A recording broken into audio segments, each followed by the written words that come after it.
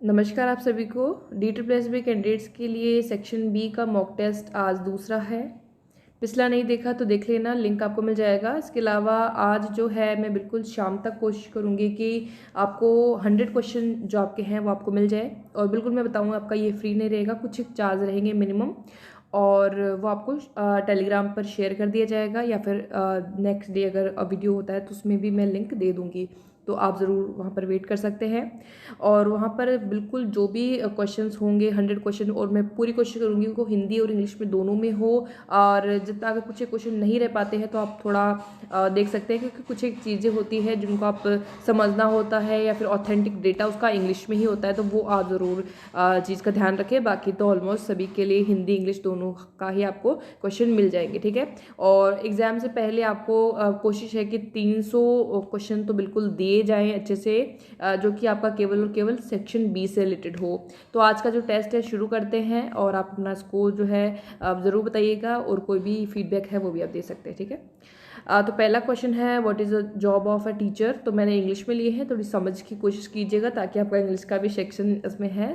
मैंने section A में, तो यहाँ पर क्या है कि एक टीचर की जॉब क्या होती है, to involve students in studies, की केवल बच्चों को स्टडी के अंदर इन्वॉल्व करना, या फिर मोटिवेट करना पढ़ने के लिए। तीसरा है बच्चों को पास करने के लिए ही कैपेबल बनाना कि बच्चे पास हो जाए एग्जाम में। या फिर डी ऑप्शन है कि बच्चे का जो है ऑल ओवर सर्वांगीण विकास करना हर एक तरफ से, ठीक है। तो ये 4 ऑप्शन आपको दिए गए हैं, इनमें से क्या एक टीचर की जॉब होती है।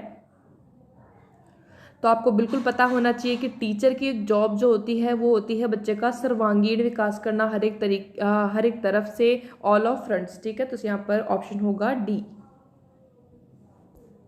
अगला है यहाँ पर, ठीक है, after completion of class teaching, मतलब क्लास में पढ़ाने के बाद जो है टीचर का उसके जज्बा क्या काम यहाँ पर होना चाहिए, जैसे कि ऑप्शन में यहाँ पर दिया हुआ है, ठीक है, कि टीचर को जो है आफ्टर कंप्लीशन जो class of teaching the black board should be got clean by any student, कि जो बोर्ड है वो कोई भी स्टूडेंट साफ कर दे। दूसरा है कि बोर्ड को ऐसे कैसे छोड़ के चला जाए टीचर। तीसरा है कि टीचर खुद जो है उस बोर्ड को साफ करे, या फिर कोई भी कर सकता है। तो यहाँ पर क्या जो है किया जाना चाहिए, क्या एक सही आंसर होना चाहिए यहाँ पे। तो क्लास के कंप्लीट होने के बाद जो है टीचर को खुद जो है बोर्ड को साफ करना होगा। तो यहाँ पर सी ऑप्शन यहाँ पर राइट ऑप्शन होगा, ठीक है। अगला क्वेश्चन है यहाँ पे, first kindergarten was started by. तो पहला किंडरगार्टन कहाँ पर जो किसने है जो शुरू किया, ये फ्रॉबेल ने शुरू किया, ठीक है, ये आप ज़रूर ध्यान रखें, ठीक है। और ये कहाँ के थे, ये जर्मनी के थे, और ये जर्मनी में ही हुआ पहला वाला। और एक और आप ध्यान रखें, जो मॉन्टेसरी को लेकर के जो क्वेश्चन पूछे जाते हैं, और मॉन्टेसरी ने भी जो है इस लेवल पे काफ़ी काम किया है, तो उनका जो एक सीक्वेंस है वो काफ़ी बार आता रहता है। जैसे कि आपने देखा होगा LSR W जो सीक्वेंस है, लेकिन मॉन्टेसरी का कहना है कि LSWR होना चाहिए, कि बच्चों को राइटिंग पहले सिखानी चाहिए और रीडिंग बाद में। तो ये वाला मॉन्टेसरी का है, और बाकी ये सीक्वेंस तो आपको पता ही है कि जिस तरह से एक लैंग्वेज सीखी जाती है भाई, पहले सुनना, फिर जो है बोलना, फिर पढ़ना, मतलब रीडिंग और राइटिंग लिखना। लेकिन मॉन्टेसरी का ये है, तो ये भी आप ज़रूर ध्यान रखें। ये किसका है, मॉन्टेसरी का है। तो मैं एक बार यहाँ से ये क्लियर कर देती हूँ ताकि आपको PDF में आप कंफ्यूज ना हो जाए। अगला है, probably the greatest satisfaction in teaching. तो अब जो टीचिंग है उसमें आपको सेटिस्फैक्शन कब जो है मिल सकता है इनमें से। तो देखिए आप इसमें option,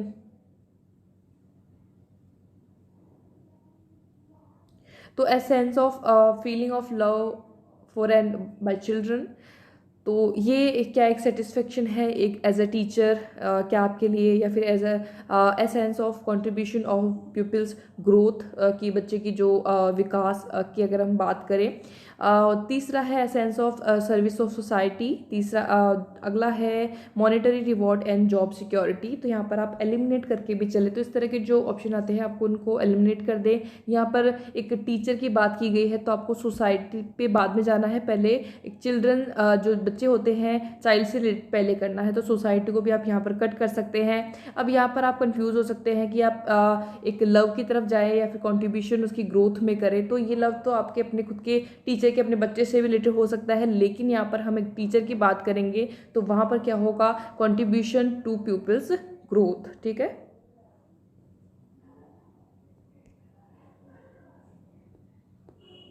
what is the feedback in the newspaper communication. अब इस तरह का प्रश्न मैंने क्यों लिया है, तो एक बार देखिए, थोड़ा ऑप्शन इसके आगे हैं। भाई फीडबैक किस तरह का कम्युनिकेशन है, एज अगर न्यूज़पेपर में हम देखें तो इनमें ऑप्शन से आप समझ पाएंगे, इस तरह से नहीं। तो न्यूज़ है एक तरह की जो कम्युनिकेशन है, फीडबैक एक आर्टिकल है, एक फीडबैक क्या है, एडिटोरियल है के अंदर आता है, या फिर लेटर्स टू द एडिटर। तो फीडबैक क्या है,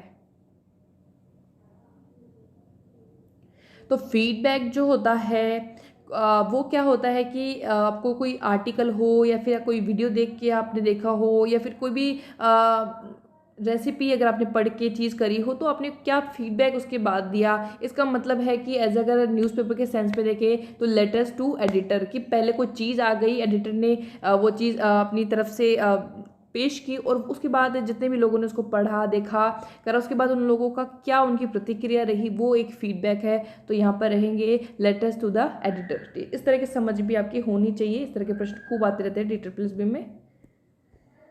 अगला प्रश्न है the use of audio visual aids in the class. तो इनका ऑडियो विजुअल एड्स जो होते हैं उनका क्या यूज़ है एक क्लास के तौर पर। तो यहाँ पे ऑडियो विजुअल आप जरूर ध्यान रखें जिसमें आपकी ऑडियो भी सुनाई देती हो और वो दिखाई भी देता हो, जैसे आपका टेलीविज़न है, कोई मूवी है, और यहाँ पर कोई शॉर्ट मूवी भी आप देख सकते हैं। ये सभी आपकी ऑडियो विजुअल में आ जाएगी। कंप्यूटर भी आपका ऑडियो विजुअल में आता है।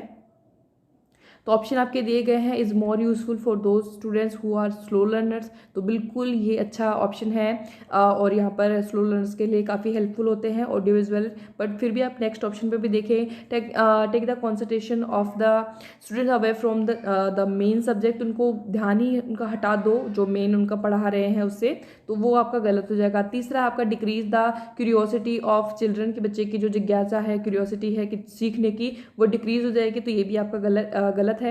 अगला जो आपका is more useful for those students who are intelligent. Intelligent के लिए भी है, लेकिन ज़्यादा अगर हम बात करें वो किसके लिए आपका हो जाएगा, जो ए ऑप्शन आपका यहाँ पर दिया हुआ है वो उसका राइट जो है ऑप्शन होगा। तो राइट आंसर ये हो जाएगा ए ऑप्शन। ठीक है। नेक्स्ट क्वेश्चन है यहाँ पर, constructivism is a learning theory based on. तो आई थिंक ये आप बता देंगे, बहुत ही ईजी है। तो बिल्कुल आपकी एक कॉग्निटिव थ्योरी से रिलेटेड है, तो यहाँ पर बी ऑप्शन जाएगा। अगर आपको पूछ लेते हैं कि कंस्ट्रक्टिविस्ट कौन कौन है, तो पियाजे आप कर सकते हैं, और जो आपके ब्रूनर है वो भी आप इसी से रिलेटेड है।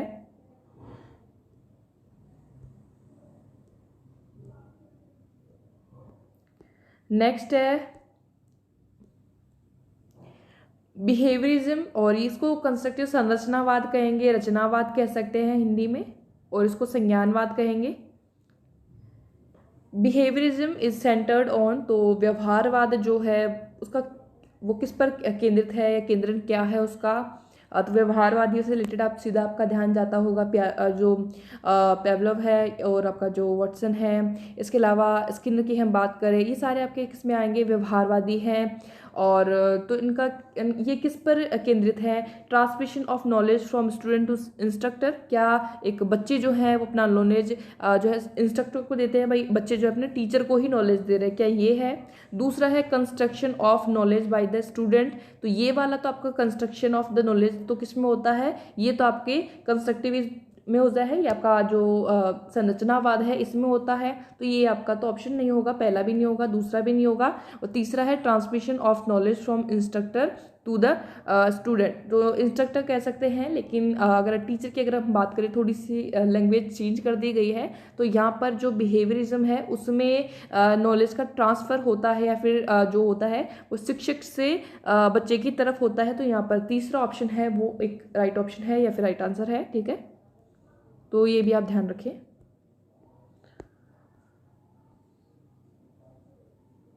अगला क्वेश्चन है,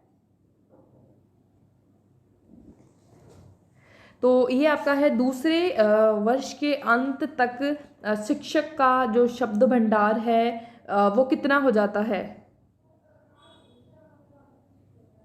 300, 200 या फिर 100 या फिर 250? तो बिल्कुल दूसरे वर्ष के अंत तक शिशु का जो शब्द भंडार है वो कितना हो जाता है? वो आपका हो जाता है 300 शब्द तक। ठीक है, अगला है एलईडी।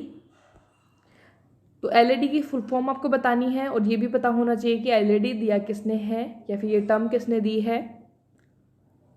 तो एलईडी होता है लैंग्वेज एक्विजिशन डिवाइस और ये दिया है नॉम चॉम्स्की ने।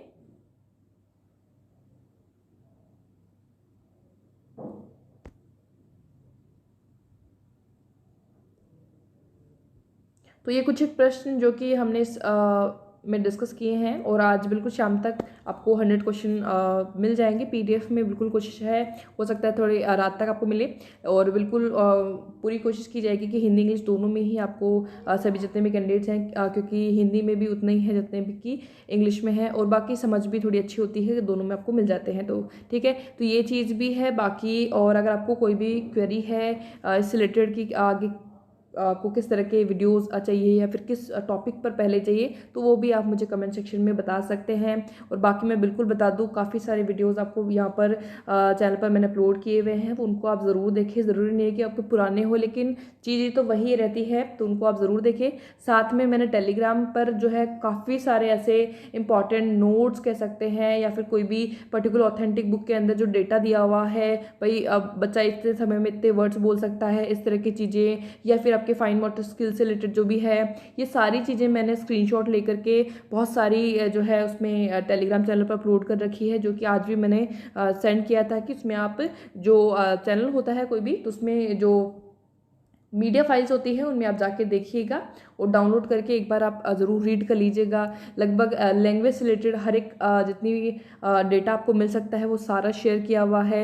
बच्चे के जो डेवलपमेंट डोमेन से लेकर के सारा जो जितना भी विकास से संबंधित है अभी तक, जो भी आपकी ईसीसी की बुक में जो दिया हुआ है वो सारा शेयर किया हुआ है। एक पीडीएफ आपको दी हुई है, तो उनको भी आप डाउनलोड कर लीजिएगा और उनसे भी आप रिवाइज कीजिएगा, ताकि आपको थोड़ी और इन चीज़ों में मजबूती मिले। थोड़ा पढ़े, यहाँ पे हिंदी में भी है इंग्लिश में भी है, तो उनको आप देख सकते हैं। लिंक आपको सभी का टेलीग्राम का और पीडीएफ भी आपको शेयर कर दी जाएगी। और बाकी आज की जो पीडीएफ आई जाएगी उसको आप ले सकते हैं, वो फ्री नहीं रहेगी। बाकी ये है, बाकी मिनिमम चार्ज रहेगा। और बाकी जितना हो सके आप सपोर्ट कीजिए, ताकि आपके साथ के लिए और भी चीज़ें हम ला सकें। तो आज के इस वीडियो में इतना ही। Thank you for watching.